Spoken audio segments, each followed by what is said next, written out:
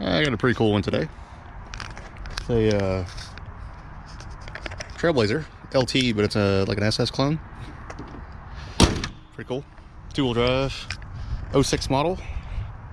I like Trailblazers. They're cool. The GMT 360 platform. I own one myself, but this one's got a 5.3 in it, and it's got a bunch of SS stuff on the inside. Kind of cool car. So we're gonna tune this thing today. I believe it has a cam and a couple other goodies in it. So we're gonna get it running and driving good for the customer, and we're gonna do it right.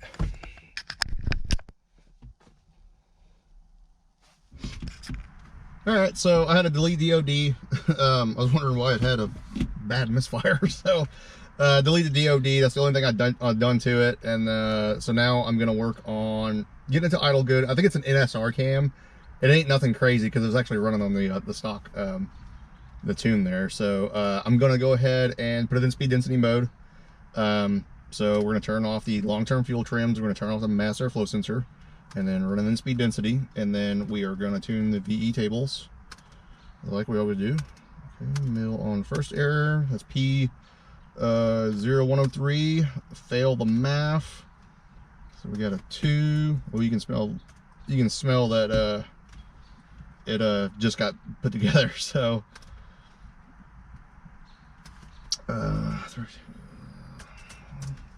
up the misfire codes on it, so it doesn't just get a false misfire code. Cams are prone to doing that on these cars. And then we're gonna go ahead and drive around and log it and dial it in, and that's what we do. So I don't have much daylight, so I'm not trying to rush through this either. I want to do it right.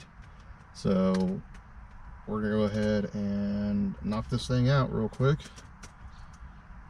See, 100, and the deceleration fuel cutoff 400. Disable below this will be disabled 400. Oxygen sensors, long-term fuel trims 400 on that one, and then maximum disabled above this, so 10 degrees like I always like it. And then I think we're good to go. So we're gonna go ahead and save this, flash it. I'm not even gonna touch the transmission yet because I haven't driven it yet. So we're gonna flash this thing and go for a ride. There actually is one more thing too to turn off, catalyst protection. I completely forgot to say that in the last video. Turn that off as well. That can actually enrich it. And then turn the, I always turn the rear O2 sensors off. Usually my customers don't have them anyway, so I just turn them completely off. But yeah, just I forgot completely about that. It's actually under, for the catalyst protection, it's under fuel and then temperature control, and it says COT. Just click disable on it. And if you do actually have cats, you can disable it safely for now while you're tuning, and when you go to put everything back to normal, just click it on enable again, and it'll enrich in it again. So just one more thing I just completely forgot on the last one. The last one had already had that, and that little 4.8 truck, it come to find out it actually did have a super chips tune on it, and that's why it was shifting so hard. I guess the super chips tuner didn't adjust the calibration on the speedometer correctly, and so that's why it was actually slamming in the gear. And off camera, I had actually adjusted that transmission so softly, and then, you know, once I fixed that speedometer and everything, it actually fixed itself, and the transmission was too soft, so I actually put it back to stock settings and just bumped it up by like 20%. Again, I don't like them shifting really hard. It's really hard on everything, so I figured I'd just throw that in there. So kind of dealing with the same thing here. So yeah, I'm about to flash this again. Like I said, I completely forgot to turn off the catalytic converter enrichment, so doing that right now. Another thing too, this one's got DOD on it. When you're tuning, delete DOD. I think you should just delete DOD regardless if you actually like it or not. To me, it doesn't do any good. It's a really big headache. It actually causes issues with the engines. They come in knocking and stuff. Just delete it. just turn off DOD. But yeah, when you're tuning, you need to turn off DOD anyway. So that's another tidbit of information. I'm flashing it right now. We're gonna go ahead and start logging, and then we're gonna start adjusting this VE table. All right, well, just about to take off from a red light there, and the gauge cluster beeped at me and said engine hot. Look down, the temperature's at 240. So it's a little hot. So I got the hood popped right now. I'm actually at advanced, so luckily I was right here. I think the customer probably forgot to bleed the system or something. It's got coolant in it and stuff, and it looks like it has a new water pump and fan and everything. So I'm gonna try to bleed the system real quick and not get burned. But I think that's probably it. I think it probably just has an air bubble in it. Well, I popped the cap off. I didn't get burned. It does look like a big air bubble in it. It kind of went like when I popped it open there, and it immediately jumped down to 210. So I'm gonna double check it here with a log with the scanner here. Just make sure. It looks like it probably needs to be topped off. It looks like he topped it off in the coolant reservoir there, but I think it just had a big air bubble in it. So I'm actually running it right now without the cap, and I'm just watching the temperature here. Yeah, it's still a little warm, so I'm gonna let it cool off a little bit more. I'm gonna go inside, grab some coolant for him, and then we'll go back on the road here, see what it does.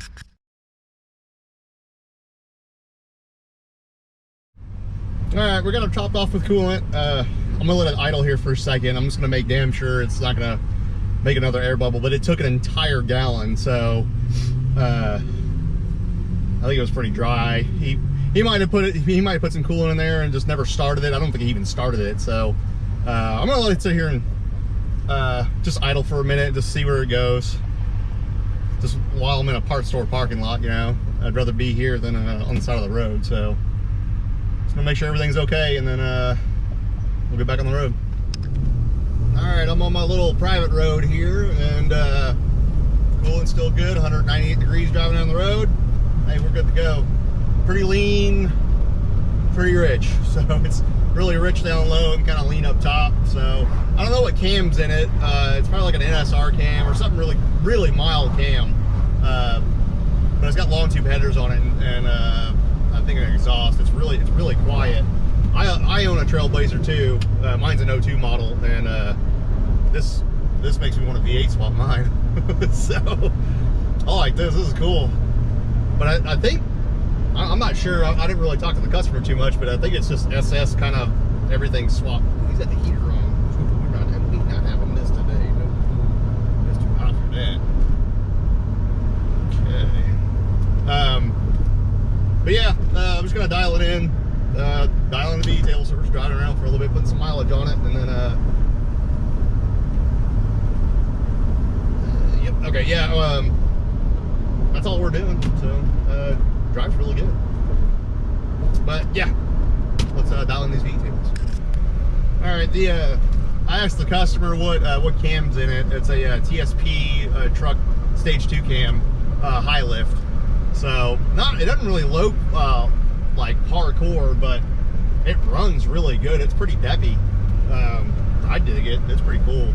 I still haven't even flashed the first iteration of the tune yet, so I'm still just putting miles on it right now. But we're about done. I got a little spot I'm gonna pull over at up here, and then we'll update this tune and then continue tuning in speed density. All right, so we got about a 20-minute drive in. That's good. So we're gonna go over here and update this tune. Pull it in Fiesta Mart. Probably go inside and grab me a drink, and let's update this tune. All right, getting back on the road again. Adjusted all the VE tables. I failed to realize that these VE tables are different. It's actually not a virtual volumetric efficiency table like I thought it was, but luckily you can actually log this stuff as long as you're logging certain parameters, and you can just change the table on the scanner, like if you're just viewing the log. So you can just copy and paste the labels. So you copy the column axis labels and you copy the row axis labels and you just paste them on there. So luckily it saved it, so that's a good thing. Otherwise I would have drove for 20 minutes for nothing, but I should have looked at that beforehand, so my mistake.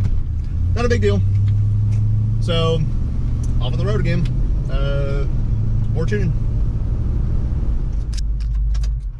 All right, I'm gonna make a couple of adjustments here. VE tables look really good, within 4% now. I'm gonna adjust them, and then I am just gonna turn it to MAF only. We're gonna start on the MAF, so this one's pretty good. I'm just gonna smooth it out real good and then call it good. Paste special, multiply by half. I'm just gonna smooth it out, and then I think it's gonna be good to go. Pretty this is a pretty good one right here. Just to bump that up just a little bit. And the cool thing about these is you don't have to go in and calculate coefficients or anything like that. So the resolution isn't as much, but it's still very highly tunable. All right, and I think I got to turn the idle airflow down just a little bit. It feels like it's kind of pushing through the converter a little bit, like trying to come to a stop. So I'm gonna turn the idle airflow down just a tad here. Go to that. It's what's that table called again? Final idle airflow minimum versus RPM versus gear. So the Gen 3 stuff, this one's kind of like a mix of a Gen 3 and Gen 4, kind of to me. It's LS2 based, so well, the car is or whatever. So it is it's all gear based on the airflow, whereas the Gen 3 stuff isn't. It's just airflow. So let me go down here and I'm gonna take some airflow away because I kind of cranked it up just a little bit. I'm gonna take 10% out. I think that actually be just fine. And then we're gonna go to the MAF stuff, turn that back on. Let's see where you at. P0103. Boom. Not gonna fail the the MAF. Back. All right, let me get this thing flashed, and we'll start tuning the MAF. Didn't realize the camera died. I just pulled over just to change the battery in it.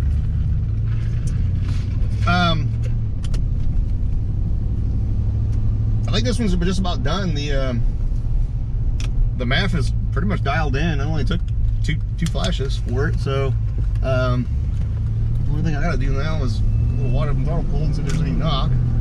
See if it downshifts it first. Let's see.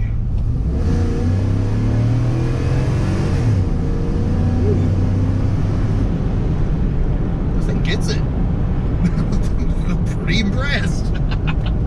This thing's pretty peppy. I like it. Yeah, the MAF looks great. No knock either. Go over here. Nah, that's good to go. Yeah, we're gonna put it back to blended. Send it on its way. I don't have a wideband hooked up to it, and he don't have a bung. I'm gonna tell the customer to come back. That happens a lot. I think people just don't know. I try to tell them to, and they just don't know. But I am gonna tell him, and he's gonna come back, and I'm not gonna charge him for it. But we'll dial in the air fuel later. It's good and rich right now, and it's not knocking or anything, so it's pretty safe. So I wouldn't be too concerned with it. But yeah, I'm gonna turn this thing back to blended. I'm gonna call a customer up, and I'm gonna call it good. We're gonna go for a ride in it, man, and I'm gonna try to get his reaction. I'm gonna see what he thinks about getting on camera. So if not, you won't see him. No big deal. But yeah, we're gonna go and we're gonna head home. All right, so that's it for this one. Everything went pretty well. The guy's gonna go ahead and get a wideband bung welded in, and he is gonna come back and we're gonna do some wide open throttle stuff.